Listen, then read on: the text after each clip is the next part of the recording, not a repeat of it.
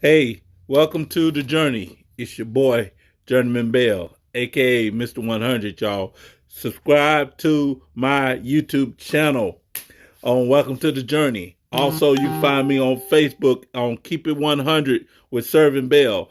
As we talk continually about devotions of the week, you get little quotes, little tips, little moments of inspiration throughout the day, as well as at least 3 devotional videos in the week to try and encourage you on the topic of the week.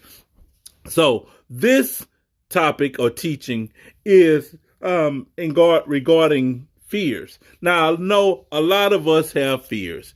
We're afraid of heights. We're afraid to fly. We're afraid of personal contact or anything. You know, we all have a tendency to develop fears, and we wonder, why do I fear this? You ever just thought to yourself, why am I so afraid of this? Where did this come from? How did I get to where I'm afraid of this? You know, I had a friend of mine that used to be absolutely afraid of everything. And I mean, there was nothing that they wanted to do because they were so afraid that something was going to happen. They were afraid they were going to run out of toilet paper. They was afraid they were going to run out of money, have a flat. They didn't want to travel. They didn't want to leave the house. They wanted to do the bare minimum for life. But if you live in fear for your life, then you'll never ever find out what exactly you can do with your life. Life will always feel as a stagnant place as long as fears surround you. Fears don't always start out big. They start out small. They start out on little things that you choose to avoid, things you choose to accept, things that you choose to confront.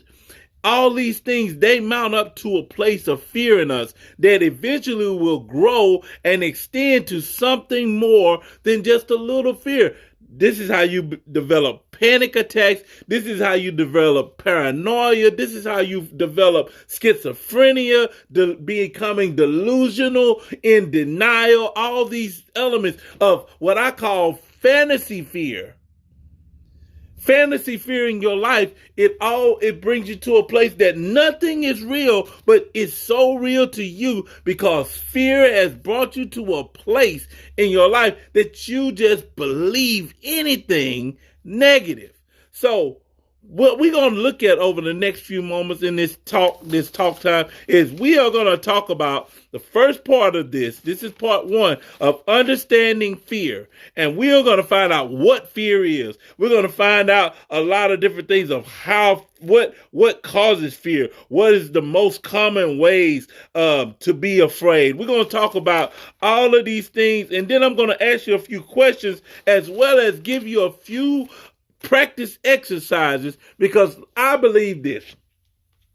I believe that if you do not work on what you're afraid of, then you will continue to let what you're afraid of work on you.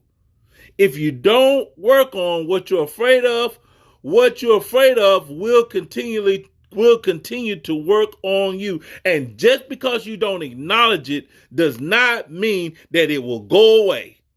Fears are in our lives. We must extinguish those fears. So we are going to look at a few things on today on what is fear. We're going to look at how fear develops. We're going to look at what are things that maybe we see that we really don't see, and how did that get in my head that I'm afraid of that?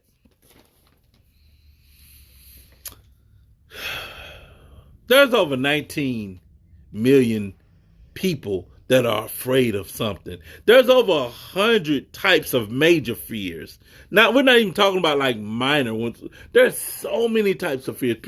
I know people that are afraid of clowns. I know people that are afraid of death. I know people that are afraid to live. I know people that are afraid of heights. I know people that are afraid to be in low places. I know people that are afraid to get too dirty. I know people that are afraid to be too clean. I know people that are afraid to throw things away. And I know people that are afraid to keep anything. All these types of fears that go on in our lives, and we don't even realize how they got there or why we have them or even how to get rid of them. But in part one, we're going to talk about what a fear is. Let's look at it real quickly. What is fear? Fear is an emotion or feeling that makes one, that we are in danger. Let me say it one more time to get it clear.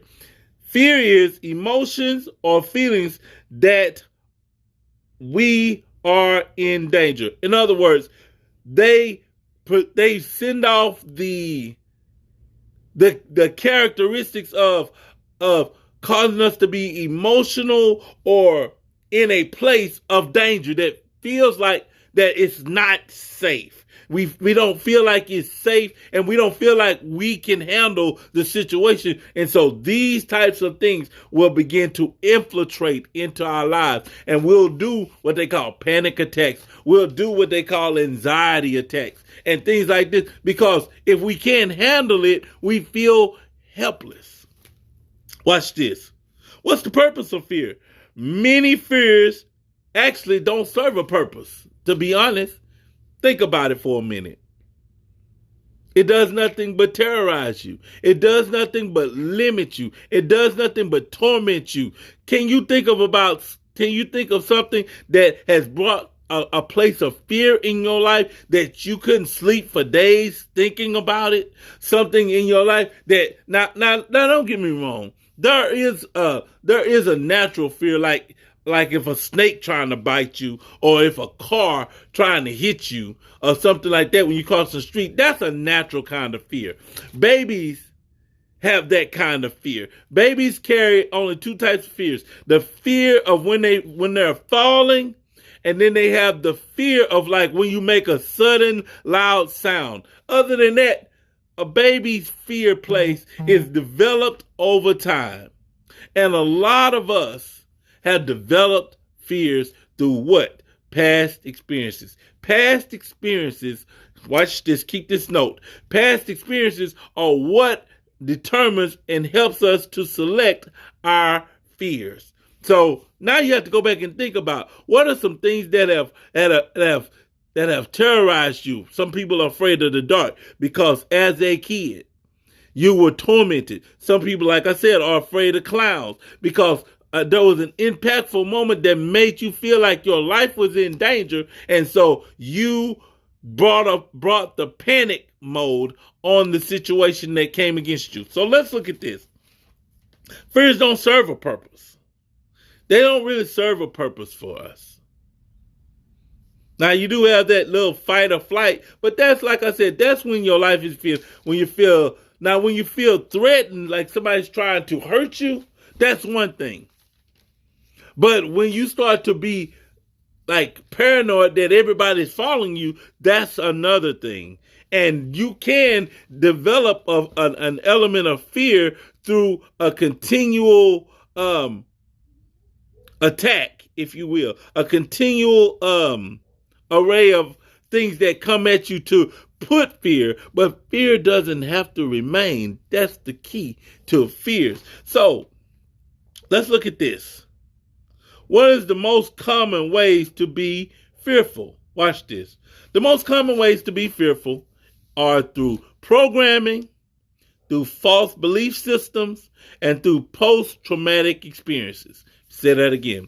The most common ways to be fearful or to become fearful are through programming, false belief systems, and post-traumatic experience. When I'm saying programming, what do I mean? Programming is like I just gave you the example of continually teaching yourself how to be afraid. If I want to, I can teach myself how to be afraid of somebody knocking on my door. If I really want to teach myself, I can teach myself how to be afraid of bill collectors or whatever. You know what I'm saying? I can teach myself fear if I put myself in a position, catch that, if I put myself in a position to where I'm open to feeling like I'm in danger.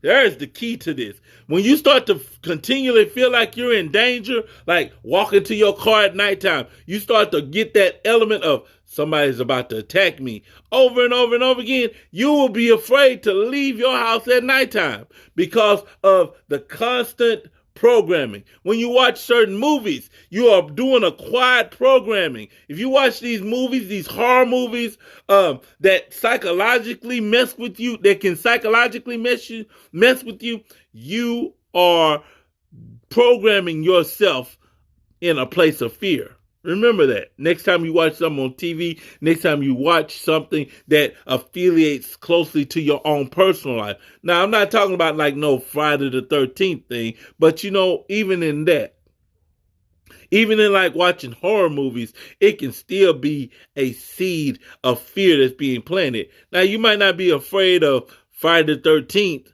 or the guy Jason in the movie, but that element, that seed of fear can blossom and groom into something other than just Friday the 13th. Because fear, here's a note, fear is not just catered to just a personal experience, but fear is just like it can start out one way and then it can blossom into another area. It can manifest into another area of fear. So you may start out being afraid of scary movies, but because fear is the primary root of it, you can go from being afraid of movies to being afraid to drink coffee, anything, because fear is really a seed that can grow into other areas of our life, and we don't even realize it.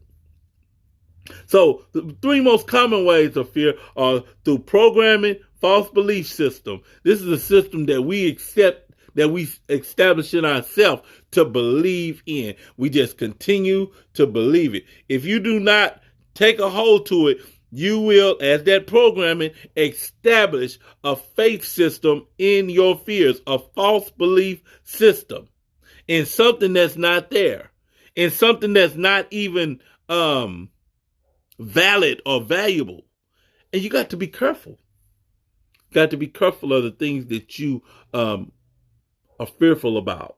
Okay? So, post-traumatic experiences. A lot of times, these are things that are just so devastating, like a loss of a loved one or something that may really, really cause you to evaluate and look at life as a bigger perspective. Those kind of things. And even as a kid, certain things that you may see, you gravitate to a long time. And it in essence will cause this post-traumatic experience in your life that can last a very, very long time. We will be surprised at some of the things that get placed in our lives as seeds that last way longer than what we anticipate. Watch this. Some fears are harder to detect, like the fears in failure, the fears of rejection, and the fears of loneliness. These fears hide in quietness of our lives. They hide in quiet places, and they lurk in dark places of our life that we fear that we're going to fail, but we're not going to say it, but some of our characteristics can develop into it.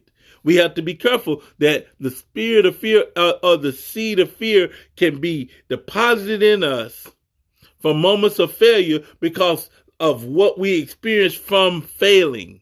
Let me ask this question. How do you handle failure? How do you handle rejection? How do you handle loneliness? These are questions that you can ask on your level of fear. Because fear and terrified and horrified, all those are under different levels. But how you detect it, it's entirely up to you. You have to see these elements in your life and say, am I afraid of failing? Do I fear failing? Do I fear the rejection of other people? Because when we start talking about the intimacy of relationships, rejection plays this element of the fear of intimacy because you don't want to get shamed or get embarrassed because you're not in a relationship or because somebody didn't choose you as an important counterpart for their lives, and you can't allow these fears to manifest and build quietly in you. Watch this. Fears disconnect us from our true selves. You see that? Catch that note. Fears disconnect us from our true selves. Why do I say that? Because when you can't be who you are and you become what your fear says you are, you slowly and quietly take away from who you are as an individual. When you let these fears of failure eat at you, when you let these fears of rejection eat at you, and these fears of I don't want to be alone the rest of my life, that's a specific phobia in itself. When you start to let these fears shape your mind, then they are changing who you are as an individual. So even in your abilities to express yourself, you cannot be afraid of the power of expression when it comes to sharing who you are to an individual. If they're not capable of understanding how you speak your mind and how you share your mind, then you are around the wrong people sharing who you are. And a lot of times we will stay in the corner of those that are familiar with us, even though we know what they're going to say concerning us if we say certain things. And those elements are what causes us to be hesitant when we speak and delayed. And I don't know if I'm going to say this because I know I'm going to get this. You should not have to feel that way when it comes to who you are as an individual. And as long as you keep letting fears shape your life, you're going to slowly disconnect from who you are as a person. One more time that note. Fear disconnects us from our true selves. So ask yourself this question. Take a note here. How far are you away from who you truly are because of your fears? Sorry, y'all. Got a little itch in my throat. Watch this. The more we stay disconnected, the more we fear becoming anxious. You hear me? The more we stay disconnected, the more we fear and become anxious. The more we stay disconnected, the more we fear and become anxious. That means that you start to gravitate to always feeling like your life is in danger. Can you imagine that? Everywhere you go, if I left out this door, I would feel like my life is not going to be safe. I go down the street, oh no, something's going to happen to me. I go here, oh, something's going to happen to me. And everywhere I go, I'm looking over my shoulder so that nothing bad happens to me. Do you know how difficult it is to function normally when your mind is not functioning normally for your own personal life? You gotta think about that a little bit more. What areas in your life are disconnecting you? And you find yourself becoming more anxious and fearful about things around you. Think about that. So, how do you know that you're in a place of fear? How do you know that fear is becoming a part of you? Here's a few symptoms that lets you know that fear is attacking your life. You find yourself being dizzy. You find yourself being trembling and nauseous, and your heart rate goes up. Trembling, you find yourself in these areas of fidgetiness, and your nervousness comes out of, oh Lord, what am I going to do? You know, what am I going to do? What am I going to do? What am I going to do? Whatever it may be. That element of fidgetiness, you become lightheaded, you become dizzy a little bit. Your heart rate, because now you're using the muscle, your mind and your heart begin to connect to one another. And when you start to have those moments of apprehension and anxiety and anxiousness, all that stuff, then the heart begins to pump more blood. This is the reason why some people will have heart attacks. Some people will have panic attacks. Some people will have, listen, fear is a great part of what can cause strokes in your life. It can cause elements in your life that you will not live a healthy life. It'll transfer over from your emotional to your natural state. So it is important that you realize and you bring these fears under control. You take them under control. You take authority through your actions to just say, listen, I am not going to allow fear to cripple my life. I gotta take control of it. One instance for me in particular was that I was afraid of heights. And I worked at Target. And they were showing us around the plant. And we had to walk across this catwalk. And man, we went up those stairs. And I got cold feet. I mean, I literally my feet were so cold and so, that I was afraid, y'all. I mean, I was literally afraid to go across this thing. And what I had to realize is that my fears of heights, I had to overcome it if I planned to go for it. Because that was the only way, that was the only way that I could go. When they were showing us the tour, we had to go across the catwalk. We couldn't walk on the ground. We had to go across the catwalk. And I literally had found my hands sweating. I found myself shaking. I found my heart rate going up. I found myself getting into an emotional place because I felt like I was in danger. But I said to myself, I gotta face this, man. I gotta face this because there's no other way to go. So I had to start taking deep breaths, close my eyes for a minute, close my eyes, get myself focused, because this wasn't going to be like an easy thing at this point. And I began to speak to myself concerning I wasn't afraid. I just kept talking to myself. You're not afraid. You're not afraid. But because what you got to do, your mind has got to process this thing that fear is taking over you. And when you start to process it better, you can operate under a sober conscience and not an intoxicated place in your mind. Because when your mind gets intoxicated with fear, then you find yourself baffled. You find yourself confused. You find yourself stuck in a place that you just don't know how you're going to get out of. Fear will do that to you. So I just begin to breathe. Take deep breaths. Sometimes you have to take a minute, talk to yourself, and then go for it. Whatever it is that you're trying to overcome, breathe.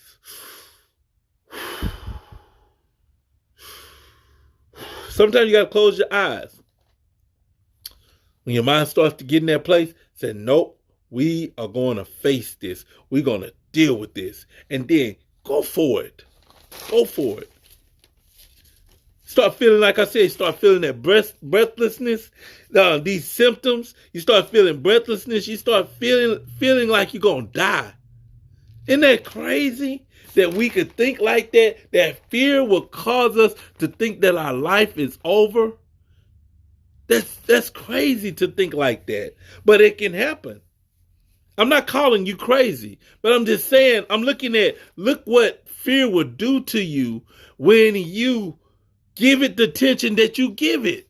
When you start to give it that kind of attention, you become so overwhelmed. That's why I say, take that moment, close your eyes, breathe. It's going to be okay. Breathe. It's going to be all right. Bring yourself back in. You got to get a hold of your mind. Because if you let fears grab your mind, then you're going to panic. You're going to make bad decisions. You can hurt yourself. You can hurt somebody if you walk in fear.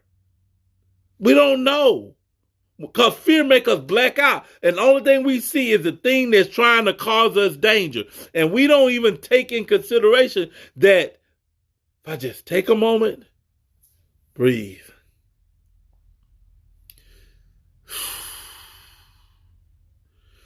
It's going to be all right. You reduce your heart rate, make better decisions. Watch this. These fears typically occur around the age of 7, childhood times. Childhood times that these kind of come. And we're going to talk about that a little bit more in part 2 as we deal with the fear of intimacy. Just how quickly. Listen, if I can be honest, the Bible says that God has not given us a spirit of fear, but power, love, and sound mind. And a lot of times what happens when fears are given to us is we don't think about the power, the love, and the sound mind because we are too busy focusing on what appears to be threatening our lives.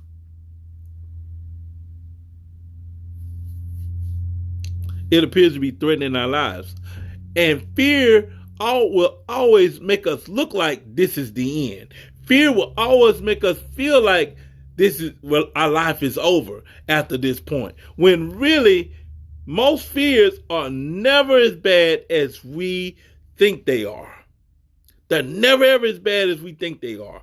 We just think they're that way.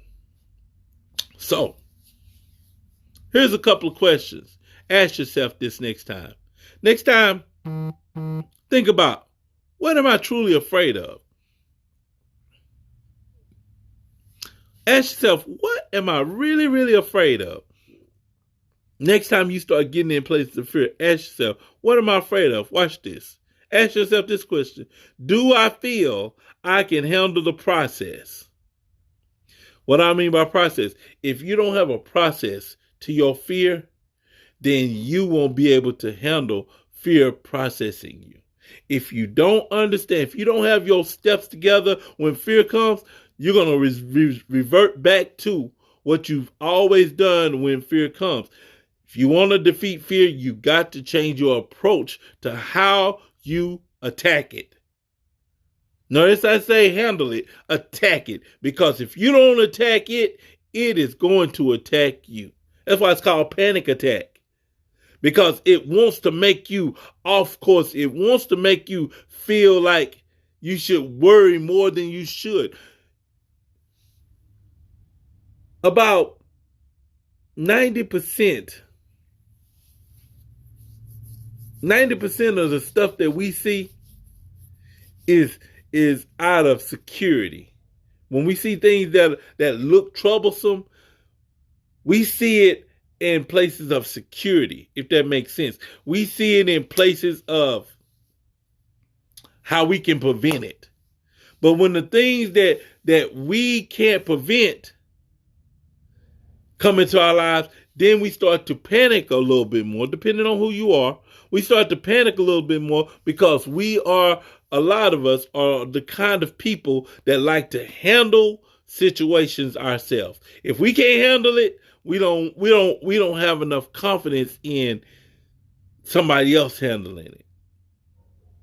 So ask yourself that question. Do I feel I can handle the process? Watch this. Ask yourself this question. Do I have enough? Here's another question that we ask is, do I have enough info to do it? A lot of times we have fears because of our lack of knowledge concerning what we're afraid of. We just based off of experiences. We base our fears of insects off of experiences. We don't actually know a lot of the stuff that we're afraid of. So we create a lot of stuff in our head. And a lot of stuff doesn't even manifest because we processed it already as defeated in our heads, or it's going to tear us down in our minds. And it may not even be that. Let's look at these three biggest fears. Three biggest fears are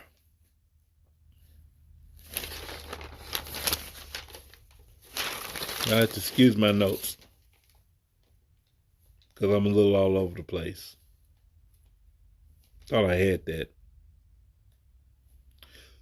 What are the three biggest fears? I think I had that, y'all. Oh, here it is. The three biggest fears. Sorry about that. I'm supposed to be a little bit more orderly. But y'all, this all right. This 100 here. Three biggest fears are agora, agoraphonia,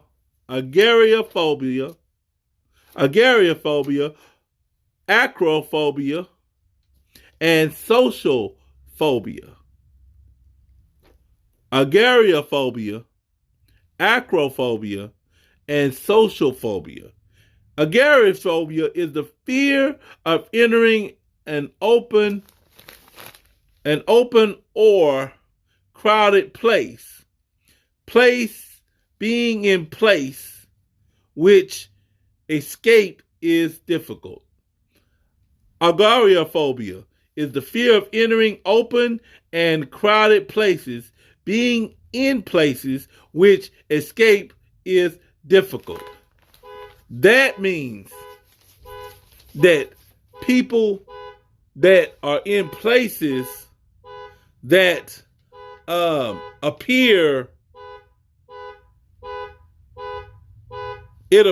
as though they can't get out. It appears as though something has happened. It appears as though that they are crowded. It's not quite claustrophobic, but it's like when it's like a concert. People sometimes get those elements of it's just too crowded. It's too crowded, or a place where they feel like they can't get out of it. They feel like that they're trapped a lot of times. That's agoraphobia. Then acrophobia is the fear of heights. What I told you about concerning me. I was afraid of heights. Okay. But I'm not now. I was afraid of locusts. It's some kind of phobia. But I'm not now. Social phobias are those that are deal on the extreme levels of beyond the norm. I mean, they go out of the way to avoid it. That's a social phobia. They go way out of the way of avoiding a lot of things. Crowd embarrassed. This deals in areas of public embarrassment as well. People that are afraid of standing before people. A lot of people have this fear. Standing in front of people, giving public speeches, things like that. That's what they call social phobias. Things that involve you having to be in front of other people for the fear of how they'll receive you. Okay? So, what can be done about these phobias? What can be done? Let's remember this. Do your research. Do your research. Research is so important. Where there's a lack of knowledge, there's room to create an imagery of fear. What you don't know about can become an element or a seed of fear that can grow to another place. It can grow to something that's not even supposed to be that way.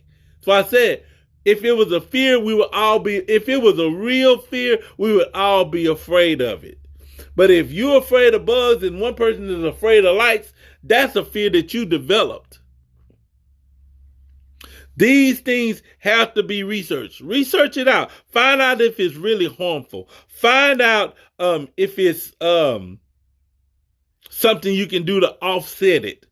Most times it is. If you got all these fears, most times it's something that you can offset, something that you can defeat, and something that you can gain knowledge in. Where there's knowledge, there's the ability to get ahead, to advance ahead. Don't forget that. Research is so important when you begin to understand your fears. Understand this. Always remember to breathe. Don't ever forget to breathe. Like on Karate Kid. Don't forget to breathe, Daniel-san. Very important.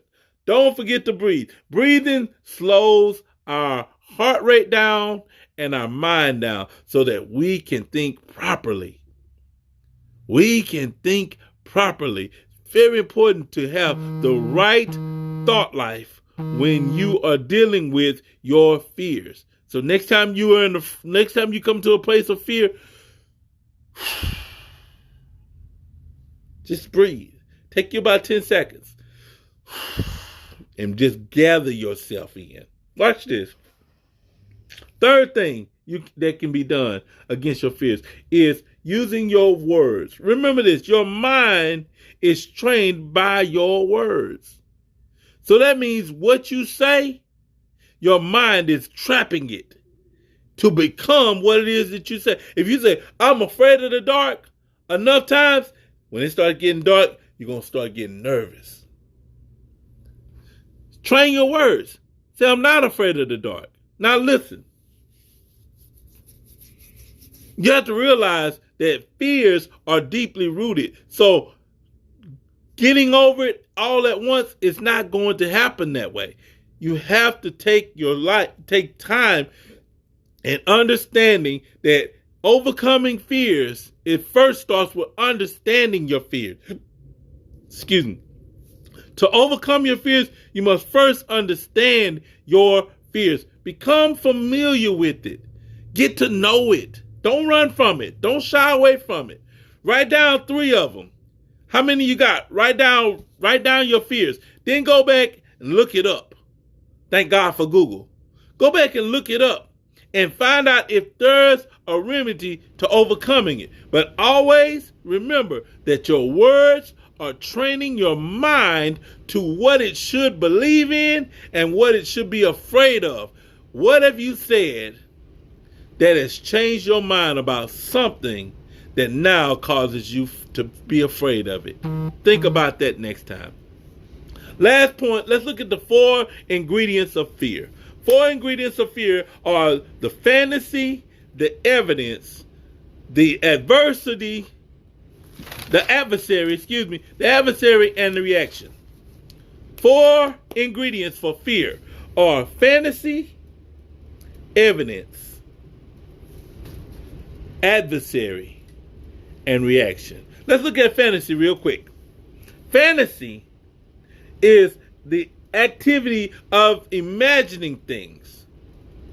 This is where we create destruction in our mind. We create turmoil. We create danger. Imagine that.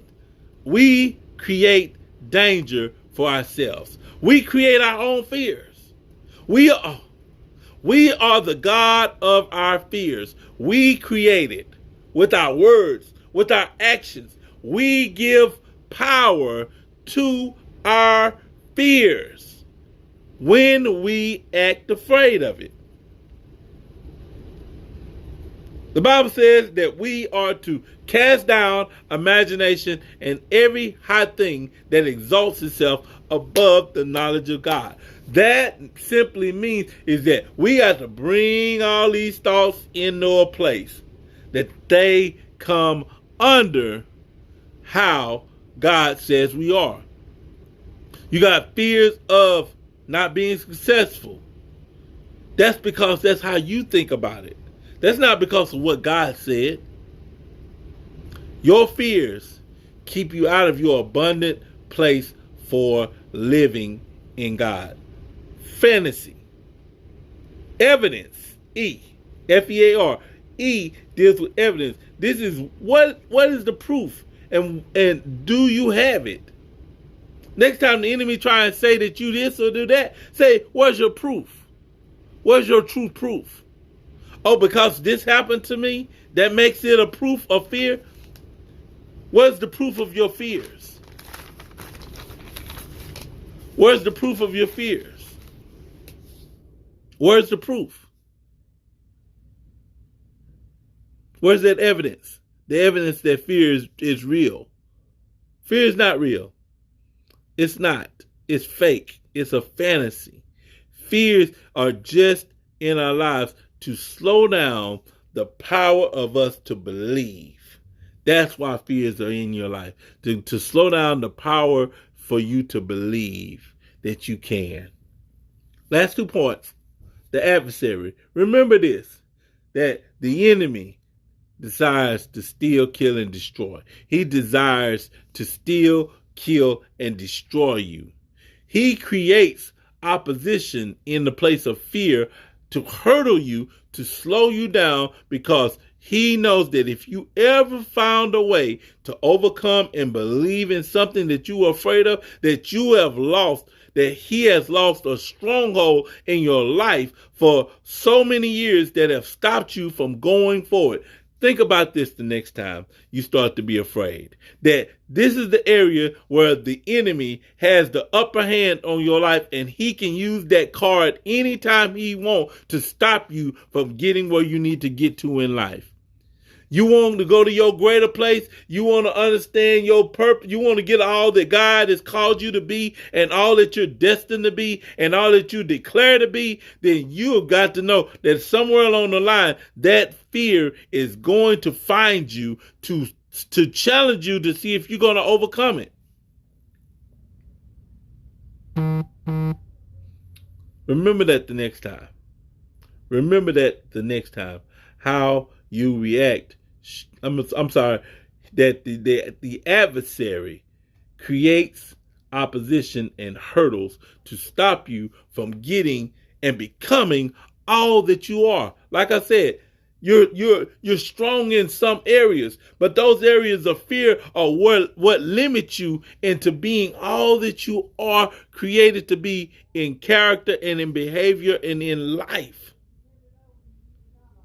Every area that you're afraid of takes a little bit more of your life away from you. Remember that next time. Last point is reaction. Fantasy, evidence.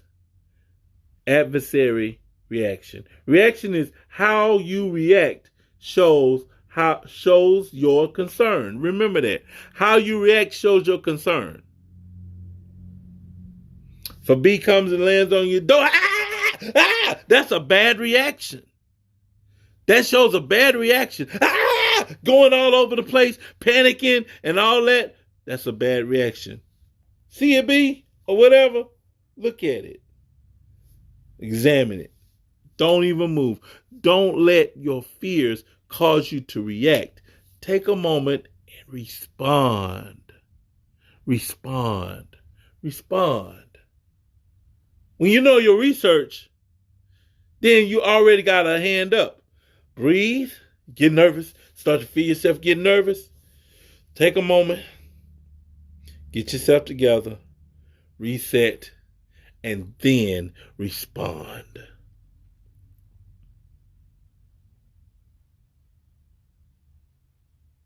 Fear is false evidence of what they say. It's false evidence appearing real. False evidence appearing real. That's what fear is, as I've seen a lot of times. False evidence appearing real. It's not even there when you really, really think about it. It's really not even there. And we give it power because of how we think about it. Next time something attacks your life, think about, how do you view it? Is it a super concern or it's nothing at all? What are your fears? What is your greatest fear? Write it down. Let's conquer it and let's defeat it in the name of Jesus. This your boy, Mr. 100. Don't forget to subscribe to my page. Welcome to the journey, y'all. We love you and we are believing God for you in this next place to where you want to get to in your life. This is your boy, Journeyman. Y'all, I'm out of here. Take care. Peace.